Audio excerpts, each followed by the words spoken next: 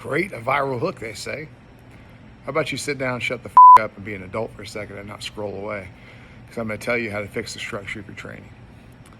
First of all, there's 3 ways structurally that most people's training is up. The first one is to try to compound too many things in one day. In just a second, I'm going to show you a brief setup, and this is what your training should actually look like on a day-to-day basis. All right, so there's 2 ways to look at things. You either have a performance matrix or you have an aesthetics matrix. And they're not too much different from each other. Your performance, you always begin with a warm-up, 5 to 10 minutes.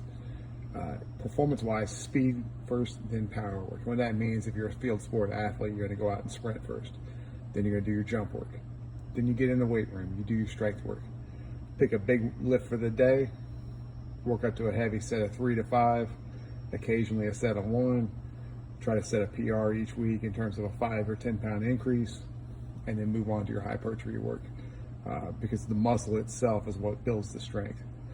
Finish up with some core work, and conditioning is optional depending on the phase of the year that you're in. Contrast that if you're training for aesthetics, you're training for looks.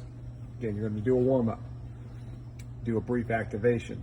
So if you're doing lower body work, getting the hips, hamstrings, quads activated with some simple movements that don't tax you is something that's very beneficial.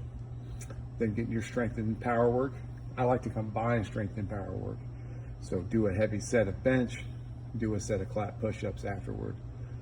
Gets a lot more done faster, and you start to escalate the abilities that you had training-wise.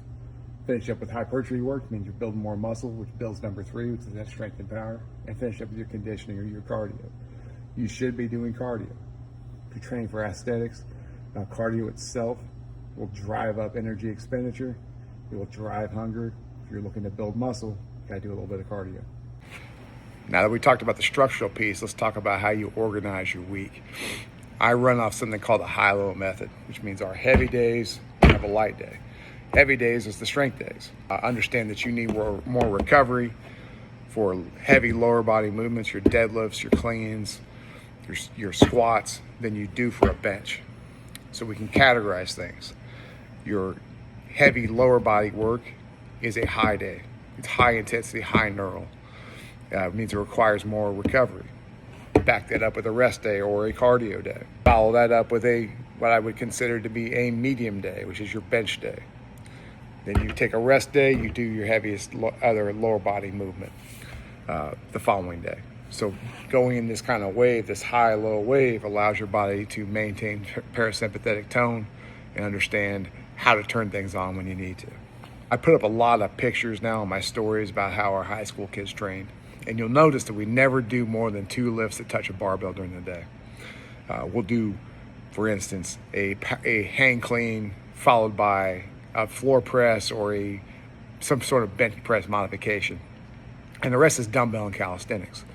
And the reason for that is because you just don't want to shoot your wad every single day and not have anything to show for at the end of it. Talking about high school kids here, now high school kids are a little bit different because you could just throw them out into a weight room, show them weights, and they get stronger because they're maturing right now. But the truth is every week we're setting PRs in the 3 to 2 to 1 rep range, and we're not even trying. Like I'll just say, hit an extra set of 3. Hey, hit an extra set of 2, and they're up 20 pounds a week, and that's primarily because we're structuring things. We're not giving them too much stuff that's hard to recover from, because really the only thing we need to do right now is just build strength.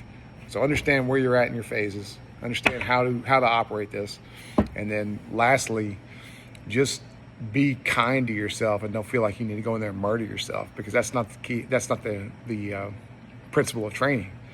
Murder has never been on the hierarchy of training. If it was, there would be a lot of coaches in jail.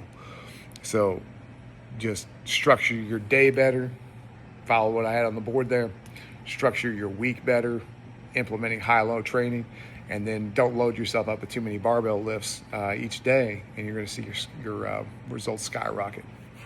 Finish up with this, is I've had many chat, and I absolutely hate it. I hate the idea that I need to ask for a keyword. So if you are curious about a warm-up that we do, My athlete, Justin Carrillo, has kindly put up our dynamic warm-up that we do every day before training.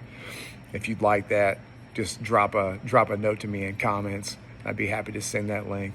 And by the way, Justin not only whooped this guy's ass in a Muay Thai fight in Mexico last week, he made him quit. Like, that was freaking beautiful. Absolutely beautiful.